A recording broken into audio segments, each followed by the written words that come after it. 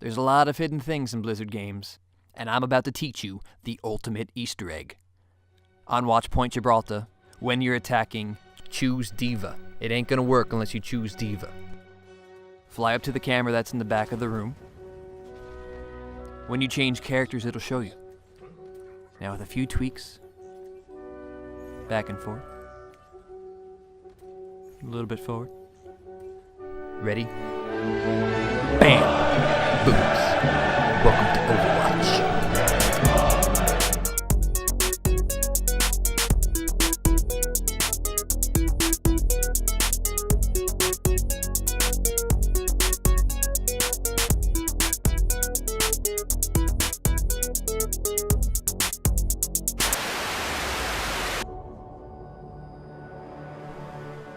Have you heard about this game, Overwatch? I don't think I've seen too many videos about it out there, so if you don't know, let me go ahead and catch you up. Overwatch is an online multiplayer first-person shooter that relies heavily on teamwork and strategy. Currently, there are 23 different heroes that you could choose from, and each one has their own unique set of skills and abilities. And this game, thankfully, does not have team deathmatch. They actually give you reasons to play, whether it's to attack a point, push a payload, or King of the Hill. This game truly is epic, it's so much fun to play, and while it does have a mass following of players, there's still a bit of concern from the community. Despite how awesome the game is, there's still things that should be fixed or changed. Now if you play the game you might agree with some of these points, or if you're extremely late to the party and not sure whether you want to purchase this game or not, stick around. Not really a review though, more of a rant. When Overwatch first came out, I had little interest in it. I didn't play the beta. I didn't even look into it because honestly I didn't want another first-person shooter to play. One of my co-workers though just would not stop raving about it, mostly talking about these different stories. He said he just watched one for Soldier 76 and how it really hit him emotionally. Ignorant me thought Overwatch had some amazing storyline behind it, so I did purchase the game, but specifically for the story mode, which the game does not have. So the first thing on this list is story mode, or lack thereof. The story is mostly separate from the game, and that kind of gives us this love-hate relationship with it, because Overwatch does have such an incredible story. It's a huge expanding universe, and you could tell that they spent years piecing it together in the form of digital shorts, comic books, and those single sentences heard around in the game, but only under certain circumstances on very specific maps and specific character choices, and then only if the game really feels like sharing it. Where's Sombra when you need her? And Blizzard takes their time releasing content, usually making us wait a couple of months for the next short or issue, character, or map. And that leaves us really wanting for more. And the waiting makes us so angry. We get impatient and we'll ask a lot of questions and we'll create a lot of theories. And it's just so infuriating. Now while we do wish Blizzard would release more content frequently, we also hope that one of these releases will be an actual playable story mode. There are speculations and even doubt that Blizzard will create a story mode and continue telling their tale indirectly. But some of us will never be satisfied with that.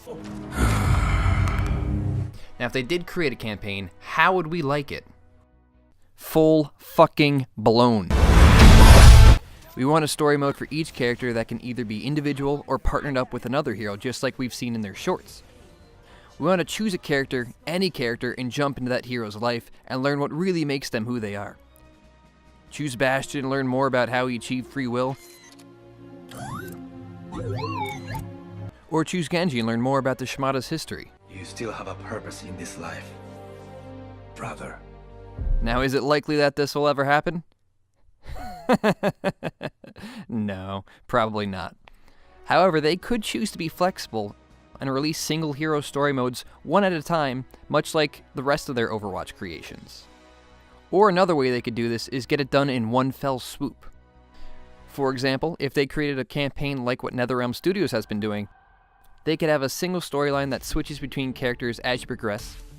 They could have it mostly as cutscenes, and when it comes down to the playable parts, it would be the various points and payloads from the multiplayer. Not only would that be easier and cheaper than trying to create a new play mode in the game, but it would explain to us in great detail what we're doing and what happens if we achieve it.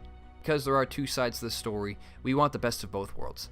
And with that, they should also create an antagonist story mode, explaining their motives as well, and what happens if they instead succeed. Send them your regards, monkey. But as characters are constantly being created and released, that means they won't make an appearance, at least not a playable one in the campaign. Even though Blizzard likes to focus on the esports aspect, as we've learned with their successful Warcraft movie and books, they know that the fans do care about the story. So I have hope that they won't let us down. And maybe they'll let us experience what's going on instead of Winston's short 2-minute intro? Maybe? No? No? Oh, well, we'll see. We'll see. When you do think about parts of the story that we do know, the multiplayer doesn't make sense. Alright guys, we gotta get this Doomfist gauntlet over to the museum where it's gonna stay nice and safe until Reaper and Widowmaker go ahead and try to steal it. So, Reaper, Widowmaker, why don't you guys make sure it gets there on time? Alright, ready? Alright, break. You got good guys doing bad things, you got bad guys doing good things, and there's voice lines that even acknowledge it. It looks like we will be working together. Don't think I'm happy about that. It's like playing on the Allied side of a World War II game. You're attacking Normandy on D-Day, and you choose Mussolini as your character. It don't make no sense. Is there a way to fix this? Yeah, stop being so fucking literal, you piece of... You know, there actually are a few good ideas out there. If Blizzard really wanted Overwatch to follow its lore to a T, they could create clone characters that share the same abilities.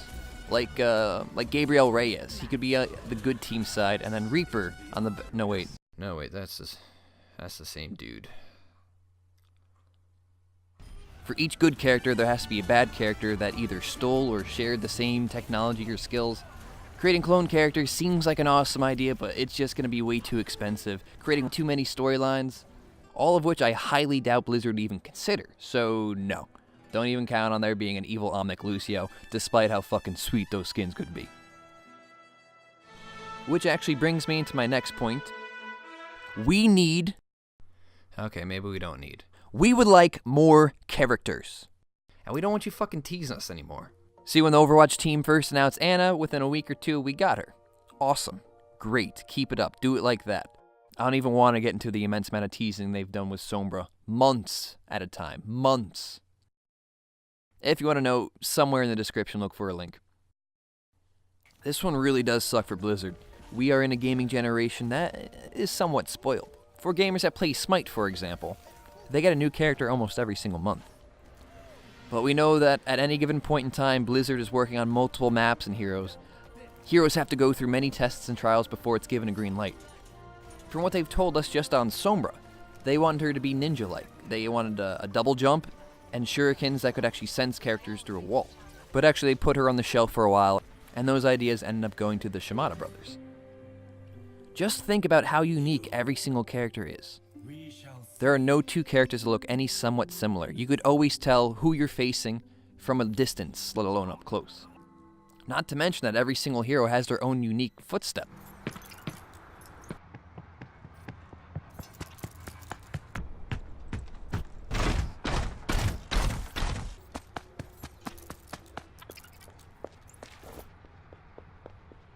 So we can only imagine how much heart and soul are actually poured into each of these characters. And because no new hero is released perfectly, that means there needs to be some hero balancing. Blizzard can't have some new super buff character accidentally giving an undeserving team a lucky win. But before we can get some new characters, there are still things broken with the current lineup. What should have been fixed within the first week of Overwatch release was Roadhog's hook. It was so bad that they really should have waited a couple of months, perfecting the hook, before making him an actual playable character. It took until January of 2017, a full 8 months of players' exploits before they were able to fix this. The first person to hit 5,000 in ranked, as well as the first person to reach the maximum leveling gap, both played a large amount of time with Roadhog, and they probably used him to his fullest, cheapest capacity. I mean, there's still some problems with this hook, but it is much better. In fact, there are certain Roadhog mains now that are bitching and complaining that he's now unplayable.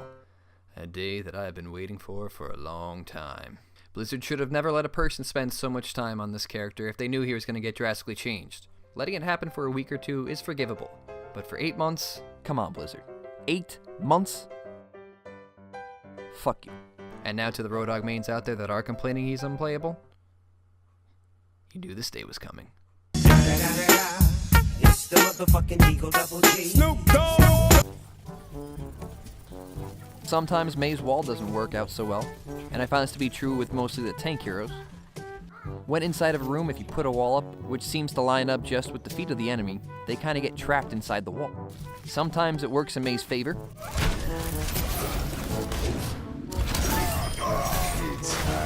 And sometimes not so much.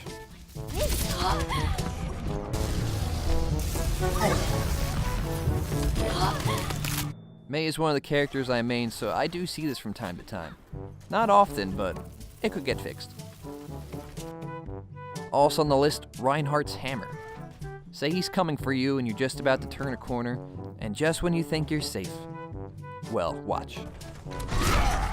He clearly finishes his swing before the threshold, and just as the animation is finishing, if he sees you in his sight, you get hit. I see this a lot with Symmetra's gun as well. You can clearly see that the beam is going through an object, and it stays connected for an extra second or two as a just in case you come back into sight, which shouldn't be. If they're going to fix the line of sight for Roadhog, they need to fix the line of sight with the other characters too. Oh, and since we're talking about it, maybe make Hanzo's hitbox slightly smaller? Nope, oh, okay then. Moving on.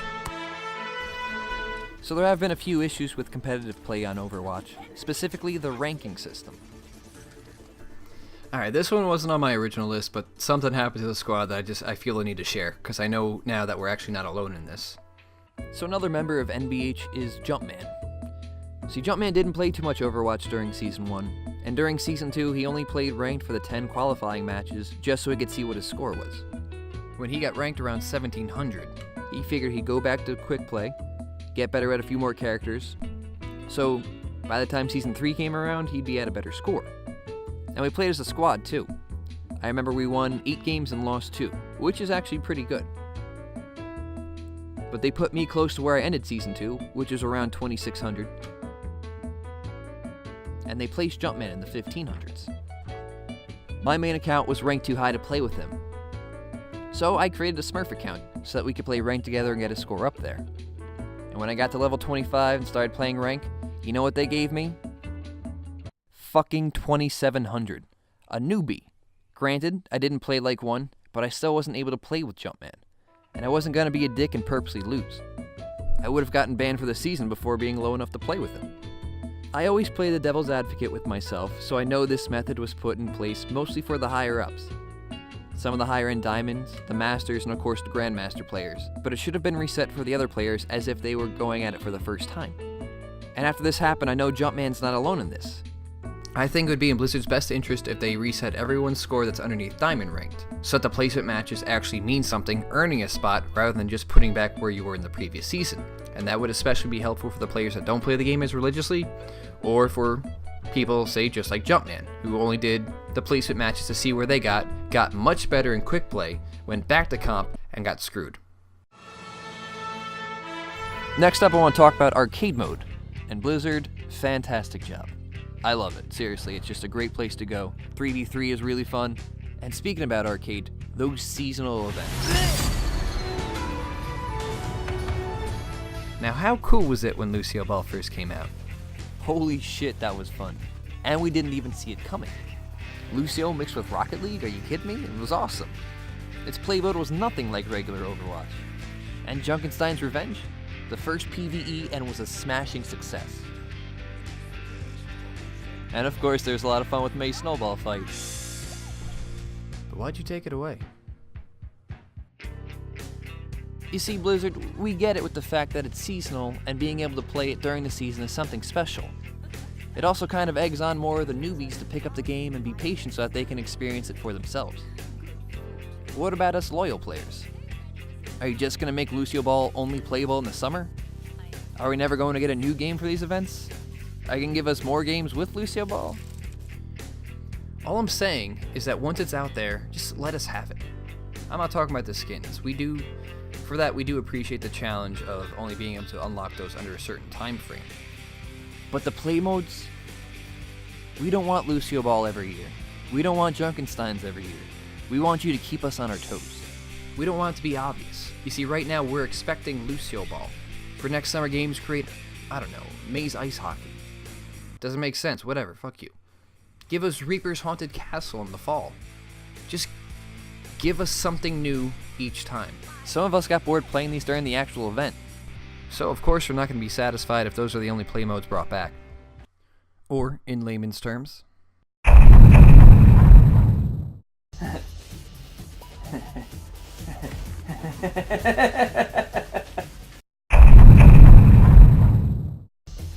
Lucio Ball again?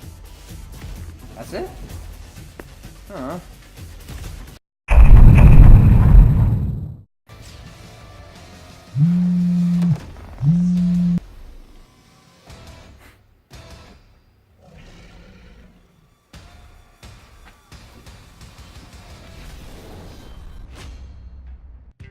So what you could do for the upcoming summer games is release Lucio Ball, but release it forever. Always in the arcade mode for us to play whenever we want to.